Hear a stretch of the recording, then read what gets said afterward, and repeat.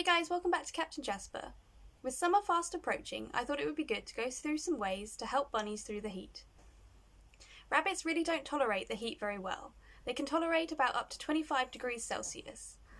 I'll put the conversion for Fahrenheit around here somewhere for any of you unfamiliar with Celsius. Rabbits are actually much better at dealing with the cold. I'm going to go through some essentials that I always do for my bunnies to help them through the heat, and give some tips on keeping inside and outdoor bunnies cool through the summer. Before we continue, don't forget to like and subscribe. Also, I just wanted to say a big thank you for 400 subscribers. Starting this channel has been one of the best and scariest things I've ever done, but I couldn't do it without all your love and support, so thank you so much. Now let's get into the video. Number 1, provide lots of shade. If you house your bunnies outside, natural shade from trees works best. But if you don't have that available, then man-made shade is also good. We often use parasols to give the bunnies some added shade when they play outside in the garden. If you house your bunnies indoors, closing the curtains really helps. If I know it's going to be a particularly hot day, I'll close them in the morning to prevent the heat coming in. I've also heard it's best during heat waves to close your windows and your curtains to stop the hot air coming in. I've done this for the last couple of years and it's really helped keep the hot air out. Number 2, fans or ACs. In England, not many houses have AC units, which really sucks as my room gets like a sauna in the summer and I hate it as it's so hard to sleep. But we keep fans going in the hottest rooms throughout the day to keep the heat out. Downstairs where the bunnies are stays quite cool, but during heat waves we still put a fan on for them, just in case. Number 3, frozen bottles. These are honestly the biggest lifesaver for me and my bunnies during heat waves, and all of my bunnies I've ever had love laying next to them. In the summertime, our freezer is mainly full of frozen water bottles for the rabbits. We also have this amazing mat that you can put in the freezer for dogs. Alfie used to love laying on this in the summer, as he really couldn't tolerate the heat. I wouldn't advise using these mats for bunnies that like to chew on things, as the insides can often be toxic. But for dogs, they can be a lifesaver. But for my bunnies, I stick to the frozen bottles. Just ensure that they don't chew on the plastic.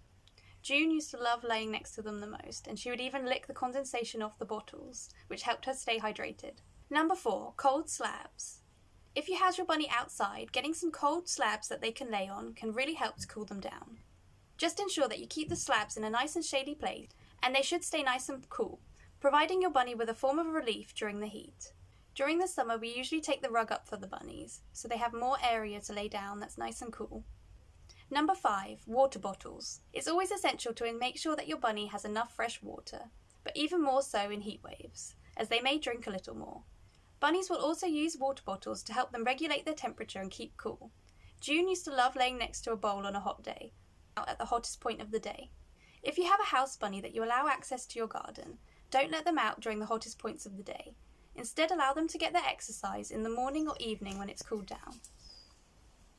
If your bunny is housed outside, make sure that they stay in the shade during the hottest points of the day and provide them with lots of frozen water bottles and ways of cooling down.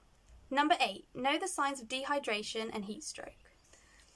Rabbits suffering from dehydration will be lethargic. They will appear almost floppy, especially if they are extremely dehydrated and unable to move.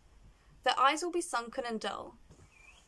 They may be unable to walk or hop for too long, or wobbly on their feet.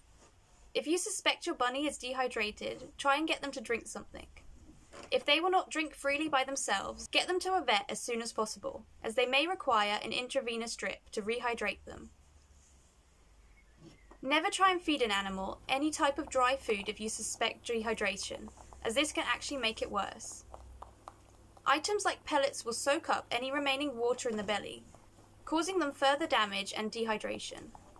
Often people who find dogs or animals abandoned will instinctively try and give them food first, but the best thing you can offer is water or wet food, just in case they are dehydrated in any way. Heat stroke is where your bunny's body has overheated drastically and will need to be cooled down slowly. Signs of heat stroke are dehydration, with all the same symptoms as just mentioned, but also your bunny will be extremely hot to the touch and may have rapid breaths, or maybe even completely unresponsive. You need to get your bunny to a vet as soon as possible. Wet a towel with cool water and wring it out so it's not too wet. Put your bunny on this on the way to the vet and try to slowly keep them cool. You don't want to drastically change the temperature if they're overheated or put anything frozen on them, as this can cause them to go into shock. Number 9, have an emergency plan in place. On hot days, or if you know a heatwave is on the way, prepare as much as possible using the methods just mentioned, but also have an emergency plan in place in case the worst happens. Keep their carriers close at hand, know where your closest vet is and where your emergency vets are in case something happens when your usual practice is closed, which is typically always the way it happens. Have an ample supply of frozen water bottles and pet towels that you keep at hand. Thanks for watching, and we'll see you next Sunday with Fred's birthday vlog.